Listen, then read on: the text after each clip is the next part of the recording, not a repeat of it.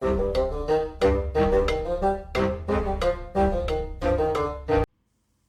and welcome to the Critically Clueless. I'm the Monk, and today we are going to be looking at Empire of Sin. Now, what we're actually looking at in this video is the top 5 bosses that I would pick after all of the hours I've spent within the game.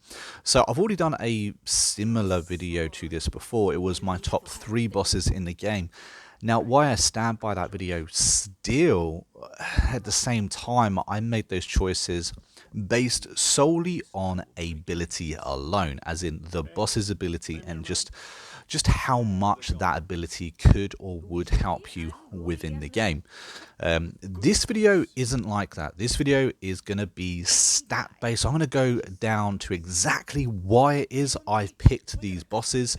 I'm going to be doing a countdown from the top 5 bosses in the game, all their stats, and what I think will help you the most within your playthrough. Of course, if you've got any thoughts or comments, if you learn anything, or if you find this, entertaining at all, please hit that like button, and of course, subscribe to the channel as well, because this is going to be a long video, and I've got a lot of details to go through. So the very first boss in 5th place is going to be Psywing Mock. Now, this guy has a great ability. It's Death Blossoms. Basically, he throws 3 poison bombs at enemies around. They have like an area effect, and they also poison enemies as well. I'll show you some footage of that a little bit later. But it's a very, very strong ability to go with a boss, which is pretty good in stats as well. Now, when it comes to the stats of the boss, the first stat I wanted to really look at was initiative. Now, this stat is really important in the lineup in order in which you attack. So if you jump into a battle, the higher this stat is, the quicker up the list you're going to be. If you're extremely high up the list, it means you're going to be hitting first. If you've got a really low stat, you're going to be hitting last. So that stat right there, 71, is joint 3rd in the game out of all the bosses there are. There are 14 bosses, mind. So he has a very high there. So it means he's going to get in. He's going to be, able to attack, especially use his ability first, almost in every single fight he encounters. Also, his movement is 7. That means he can cover 14 tiles. Now, the most of the bosses are around 6, but he's 7 again. That means he gets to cover 14 tiles. Now, if we have a look at his perks, he's also a healer. Now, he doesn't have the perk or the stat which is heal, but what he does have is remedy right here, which acts kind of the same. It restores 30 HP over 3 turns. He also has lifeline. In fact, if you wanted, you could almost go healer throughout his entire tree, or of course you could go for an explosive expert. But either way, I'd end it up on kill chain, because kill chain is just so overpowered. It's so broken. If you pair it with the right weapon, for instance a rifle, at max stat on the rifle, whoosh, you're going to have a crazy character. Now, like I said, Psy actually has a great ability.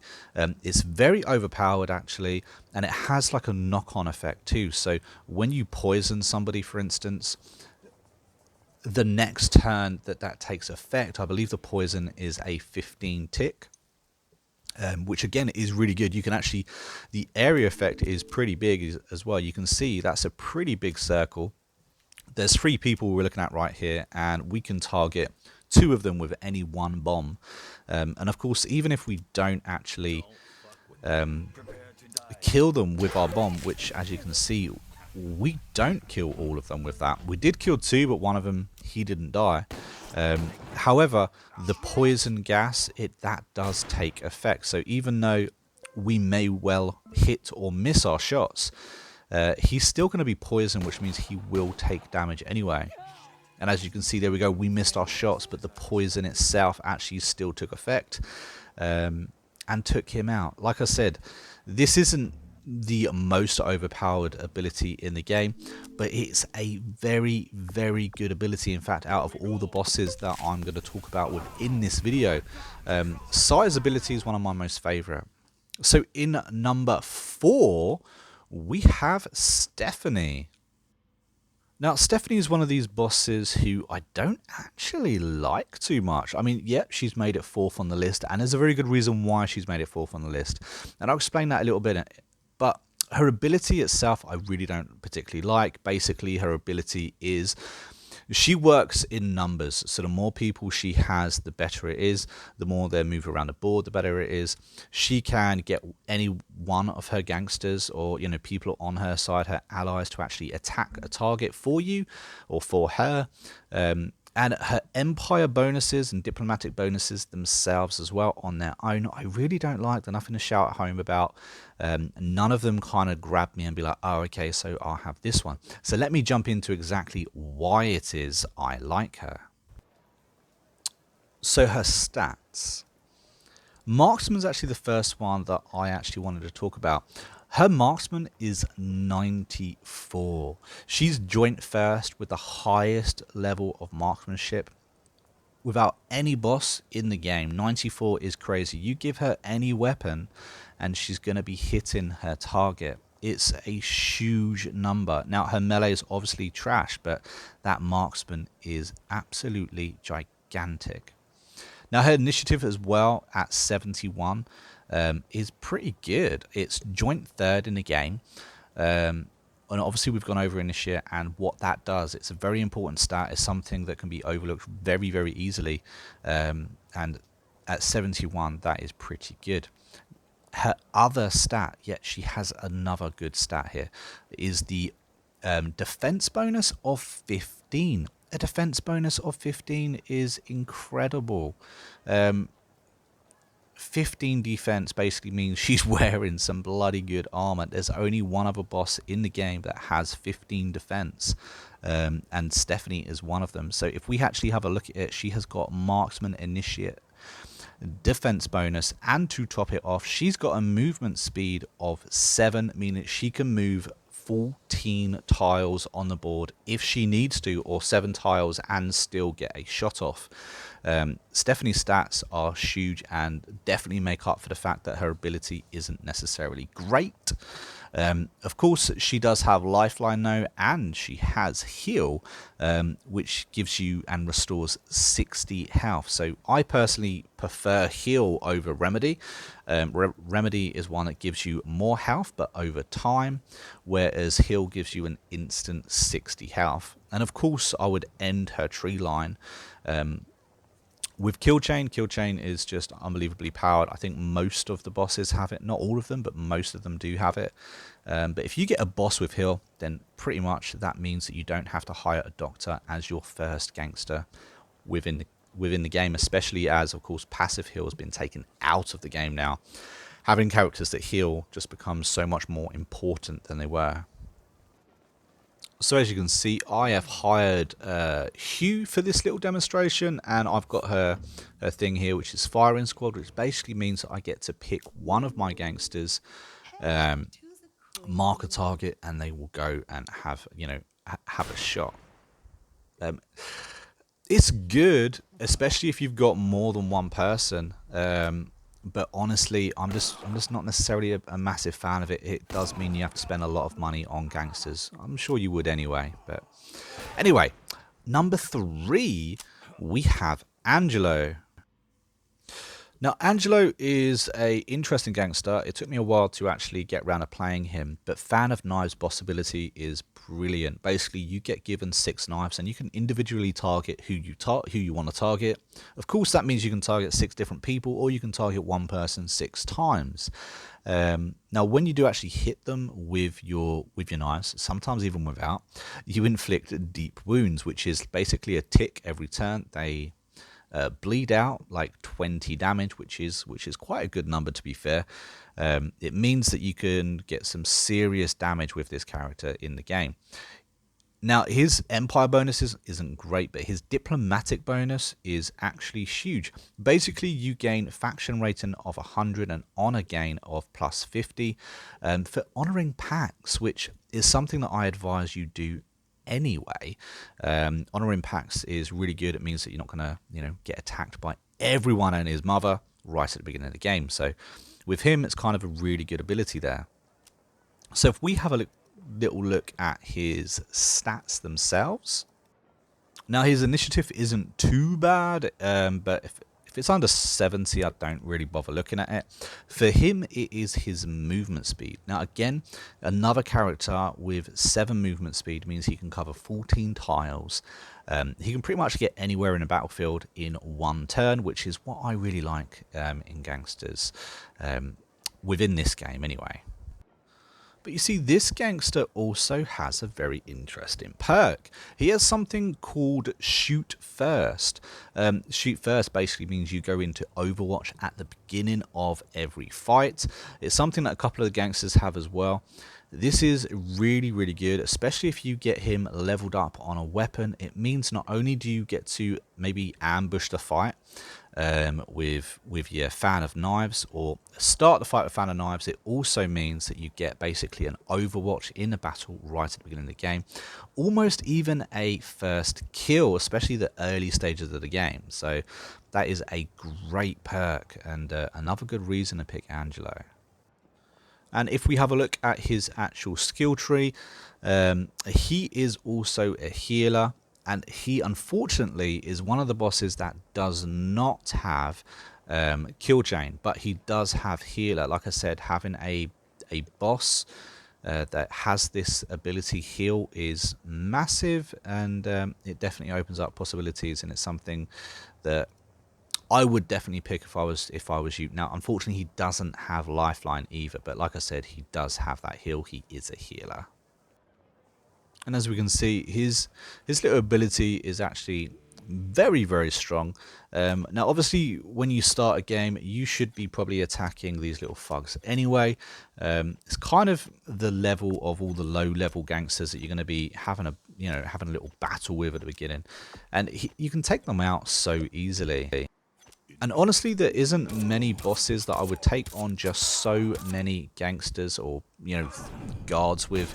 I'm on boss difficulty. This is on boss difficulty. All of my testing that I do is on boss difficulty. And we're on patch 1.04 right now as well.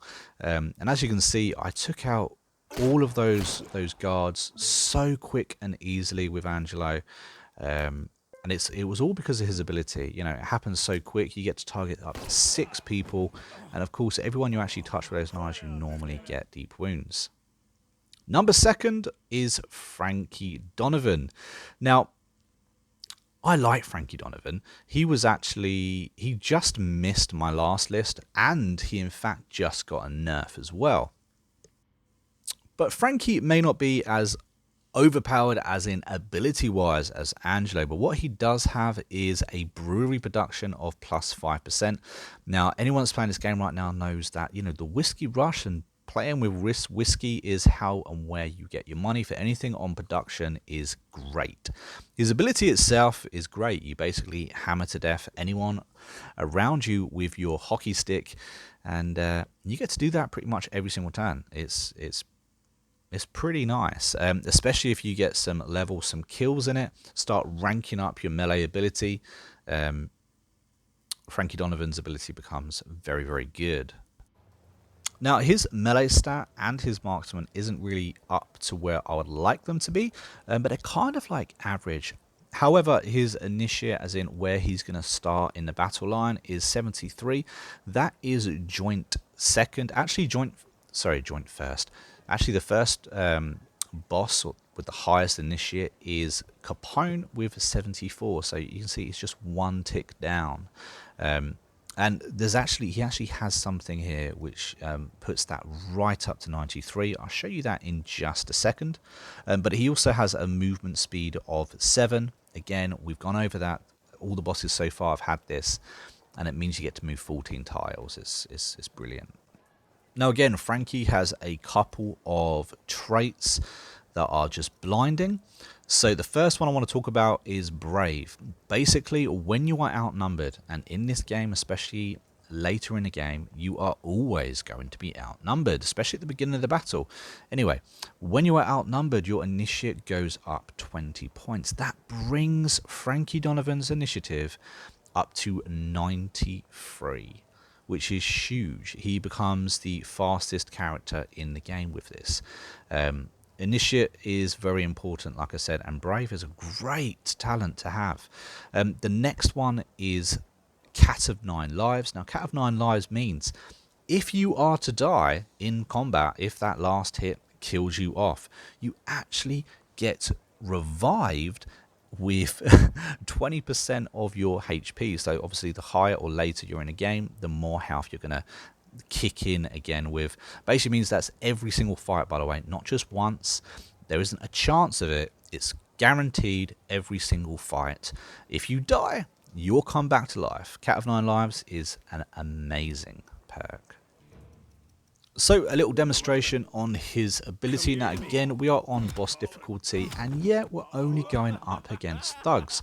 But you know what? Some bosses wouldn't be able to handle 4 thugs on boss difficulty.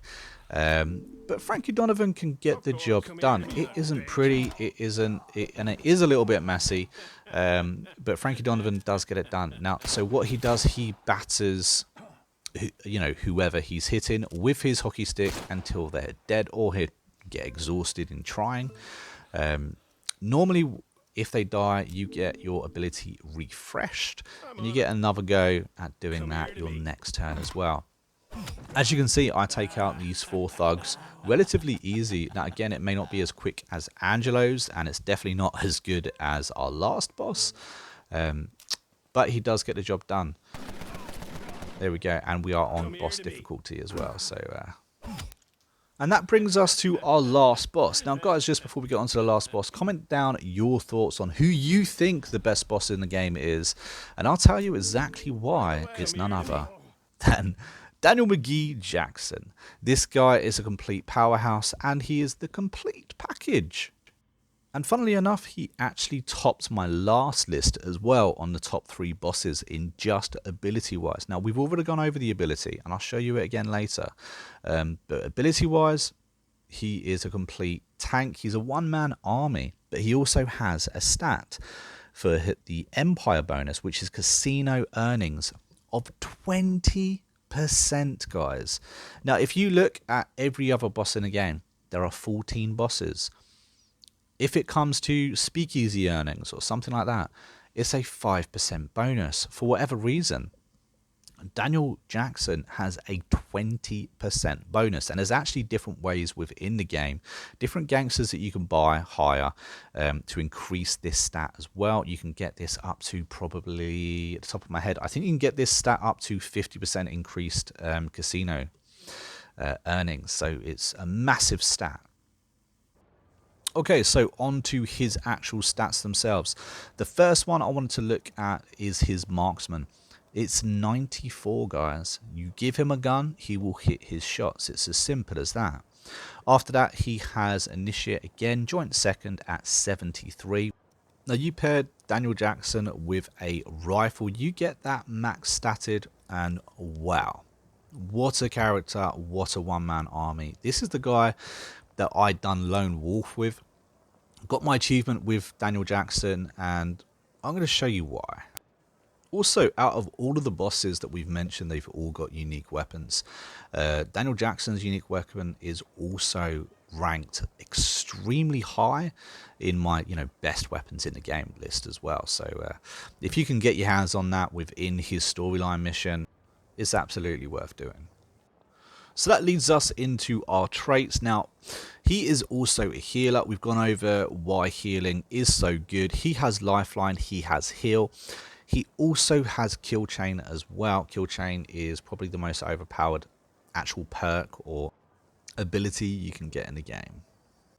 Now, I've already shown you me attacking thugs with every single boss, and as you can see, it really is as simple as you ambush people with him, or you start a battle. It doesn't matter. As long as you're amongst all of the enemies, you can take them out very, very quickly. But as you can see here, we are amongst 7 enemies, guys. 7 right here on boss difficulty. This isn't just thugs, this is thugs and guards. And as you can see, even 7 of them are nothing for Daniel McGee Jackson, with not even a scratch on him, guys. He is insanely good. I'm sure eventually he will get nerfed. He is too overpowered. This is on boss difficulty, and he dispatches them with ease. But guys, that is the end of the video. Let me know if you agree with the list. Let me know if I'm missing someone out that you'd think deserves to be in the top 5 as well. But guys, I've been the Monk, and I'll see you in the next video. Catch you later.